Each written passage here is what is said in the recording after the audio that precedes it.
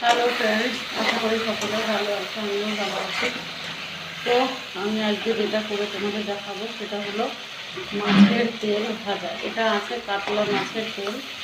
তো অনেকেই মাছের তেল খেতে পছন্দ করো, আবার অনেকেই করে না। তো সবার কিছু পছন্দ তো সমান না।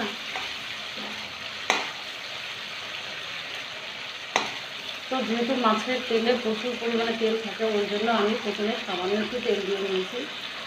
আর দিলাম পেঁয়াজ, একটা পেঁয়াজ কুচি আর লঙ্কা।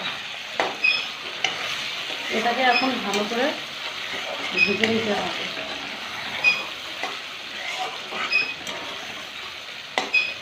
অনেকে ভাবতে পারো যে আমি এমনিতে তরকারিতে তেল কম খাই বা তেলে ভাজা জিনিস খাই না, কিন্তু মাছের তেলটা কেন খাচ্ছি বা খাবো। মাছের তেলে কোনো ক্ষতি নেই, তোমরা অবশ্যই মনে রাখবে, বা তোমাদের যার সংস্পর্শে যে ডাক্তার আছে অবশ্যই সেই ডাক্তারবাবুকে জিজ্ঞেস করে নিতে পারো যে মাছের তেলে কোনো ক্ষতি হয় না, বরঞ্চ হার্টের জন্য ভালো। যে সমস্ত হার্টের উইকনেস পেশেন্ট আছে তাদের জন্য মাছের তেল ভীষণ উপকার।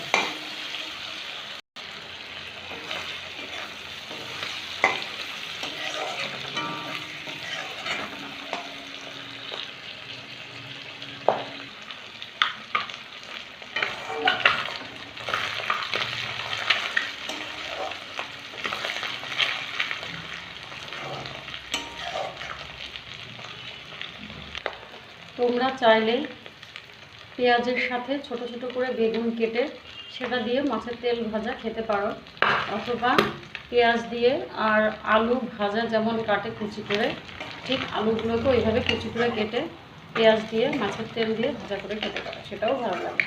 সব রকম প্রসেসই ভালো লাগে। তো আমি আজকে পেঁয়াজ আলু কিছুই দিইনি, বেগুন আলু কিছুই দিইনি, শুধু পেঁয়াজ দিয়ে মাছের তেলটা ভাজা করেছি।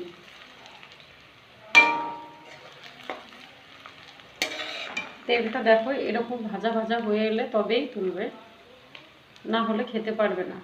তেলটা ভালো করে ভাজা করে নিতে হবে, যেটা লাল লাল হয়ে যাবে তেলগুলো। তবে বেশি লাল করতে গিয়ে ধুয়ে ফেলো না, তাহলে কিন্তু খেতে তেতো লাগবে।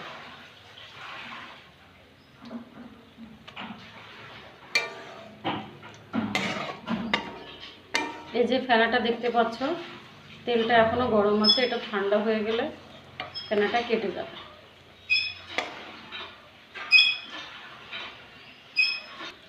তেলটা বাটিতে ঢেলে নিয়েছি।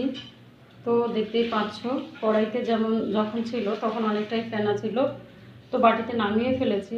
ঠান্ডা হচ্ছে, তেলটা কেটে যাচ্ছে। তেলটা এখনও ফুটছে, সেটা দেখতে পাচ্ছ, নড়ছে। তো এখনও গরম আছে। এটা যখন সম্পূর্ণ ঠান্ডা হয়ে যাবে তখন এমনিতেই ফেনাগুলো কেটে যাবে। ঠিক আছে, ওকে, বাই।